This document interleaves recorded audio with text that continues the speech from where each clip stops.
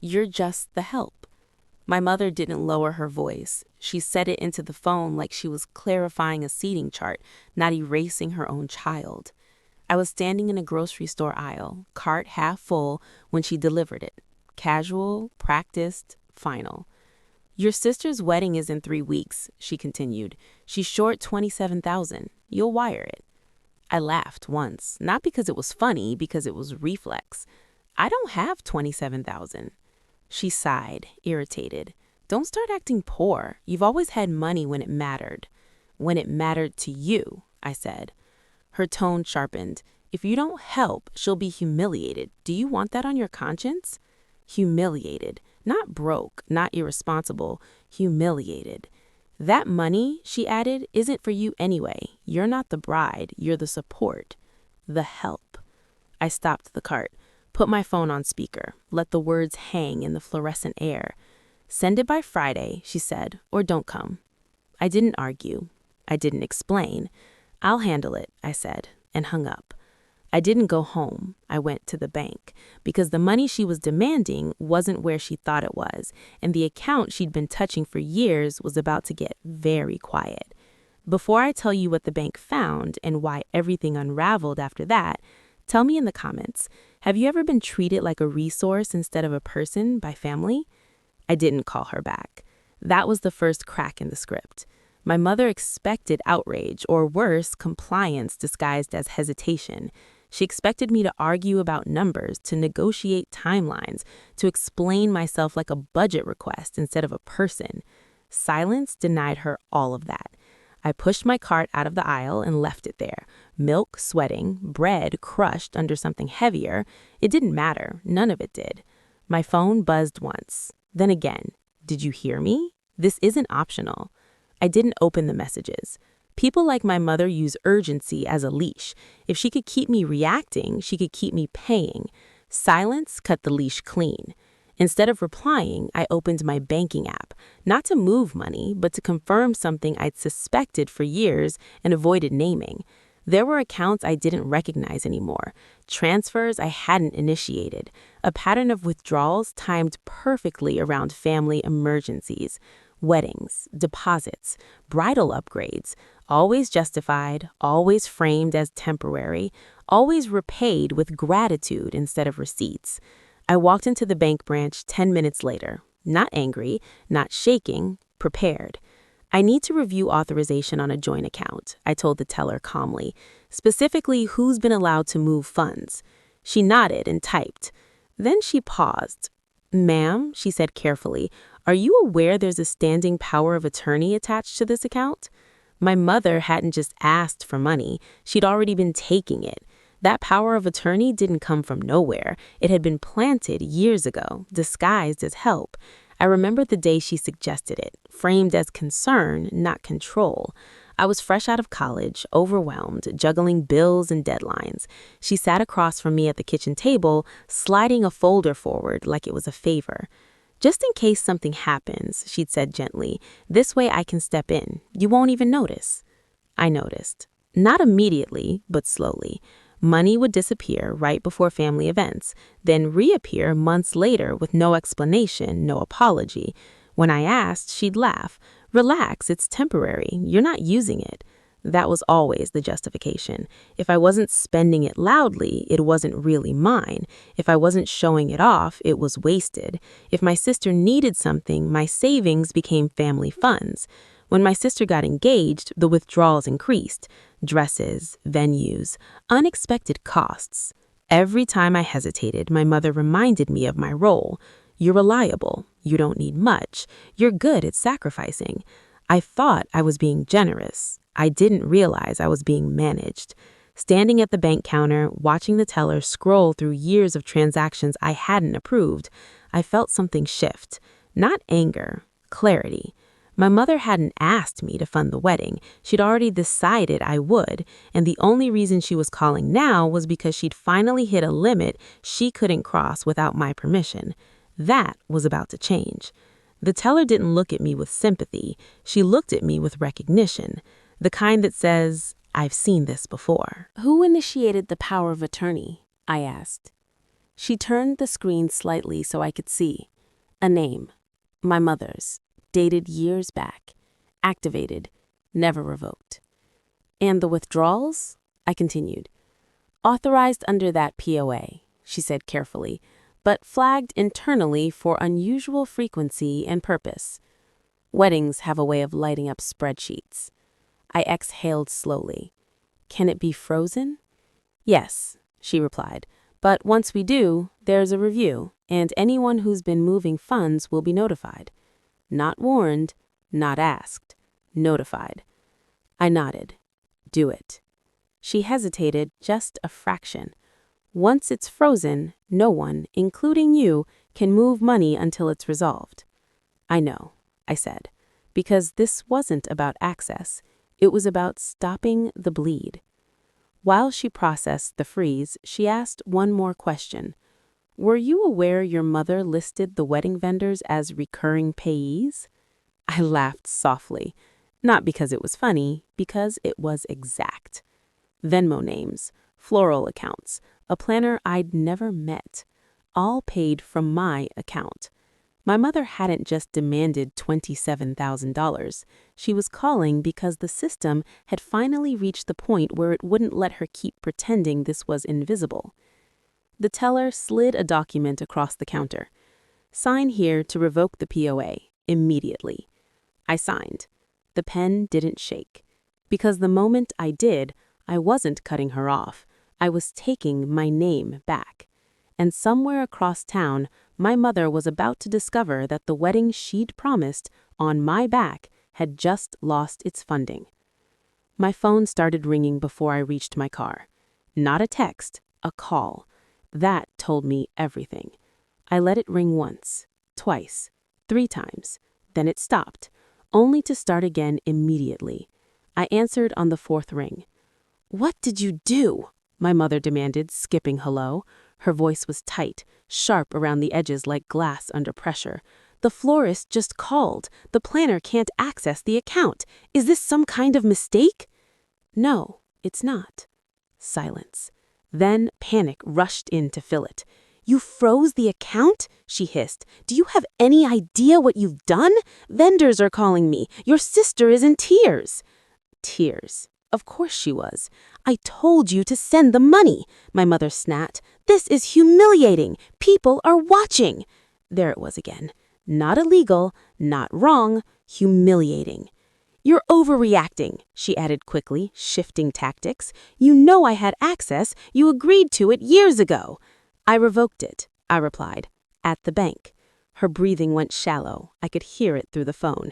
You can't just do that. That money was already allocated. Allocated by you, I said. She raised her voice. You're just the help. You don't get to decide this at the last minute.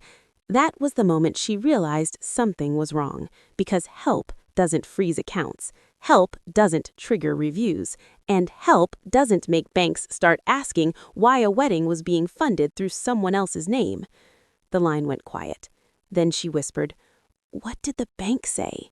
I smiled, just a little. They're looking into everything. I waited an hour before calling her back. Silence stretches panic. It makes people imagine consequences faster than you ever could. When I finally dialed, my voice was smaller, careful, controlled. I didn't mean to cause chaos, I said quietly. I just got scared when the bank started asking questions. Her relief was immediate and dangerous. Okay, that's fine. We can fix this. You just need to undo whatever you did. Undo, as if systems work like feelings. I told them it was a misunderstanding, she continued, voice warming. They said if we come in together tomorrow, we can sort it out. You'll reauthorize me, we'll release the funds, and this all goes away. There it was, the trap she thought she was setting. I don't want my sister hurt, I said softly. I just don't want to be taken advantage of. You're not, she replied instantly. You're helping. That's what family does. I agreed to meet her at the bank the next morning. She hung up sounding calm, reassured, already planning how she'd explain this as a hiccup, how she'd regain access, how she'd finish the wedding on schedule. She thought I was surrendering. She didn't know the account was already under internal review. She didn't know revoking a POA flags past transactions automatically. And she definitely didn't know the bank doesn't ask why once fraud indicators start lining up. She believed I was coming to fix it. I was coming to watch it collapse. The bank branch was already awake when we arrived. Polished floors, low voices, the kind of place where emotion feels out of place the second you walk in.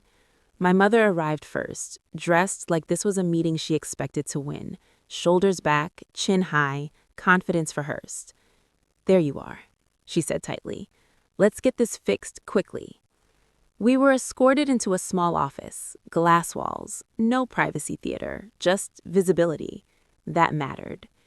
The banker introduced herself again, polite but distant, not friendly. Professional distance means a file is already open. My mother smiled. "There's been a misunderstanding. My daughter panicked and revoked authorization she's had no issue with for years." The banker didn't respond immediately. She clicked a few keys, looked at her screen, then looked up at my mother. "Before we discuss reinstatement," she said calmly, "we need to review the activity tied to the revoked power of attorney." My mother waved a hand. "Of course, you'll see everything was used for family purposes." The banker nodded once. "That's what concerns us." She turned the monitor so we could both see. Rows of transactions, highlighted, time-stamped, notes in the margins. Wedding vendors, large transfers, repeated withdrawals just under reporting thresholds. My mother leaned forward. The smile slipped.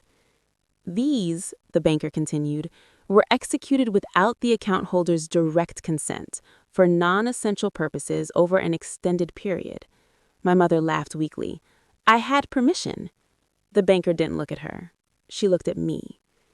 "And that," she said, "is what the review will determine."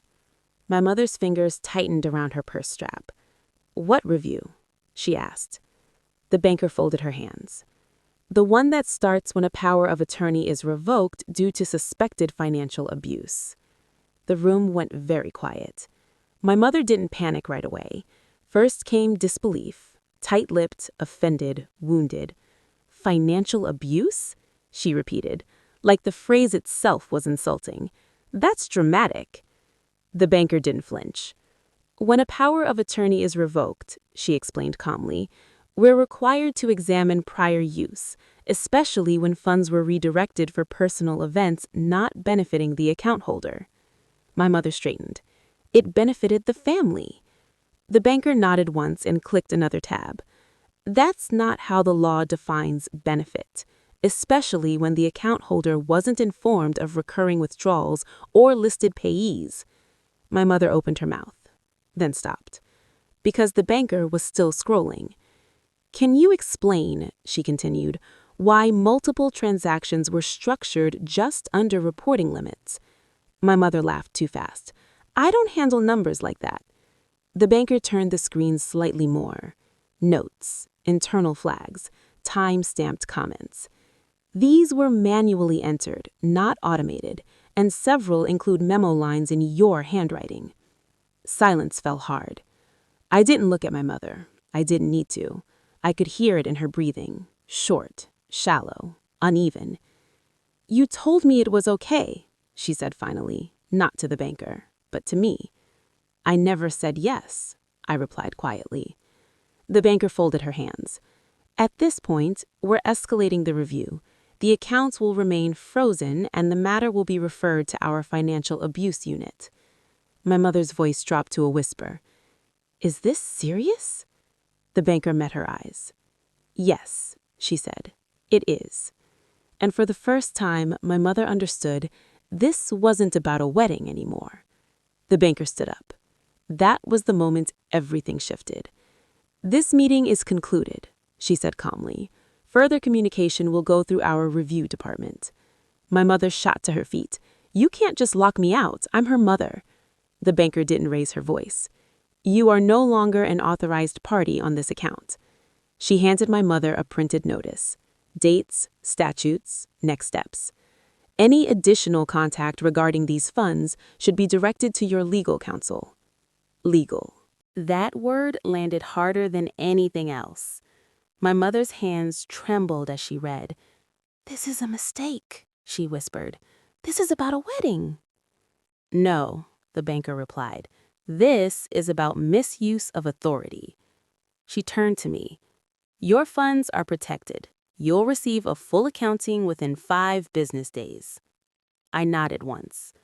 My mother looked between us, finally realizing there was no one left to persuade, no tone to switch to, no guilt that could override policy. As we walked out, she grabbed my arm. "What are we supposed to do now?" she hissed. I gently pulled free. "You'll have to pay for the wedding," I said, "like everyone else." Her mouth opened. No sound came out. She followed me out onto the sidewalk like the rules ended at the door. "This is temporary," my mother snapped, phone already in her hand. "I'll call someone. I know people at that bank." There it was, the illusion of influence. "You don't understand what you've done," she continued, voice shaking now. "Your sister's wedding is going to collapse. Everyone will know. Do you want to be responsible for that?" I stopped walking.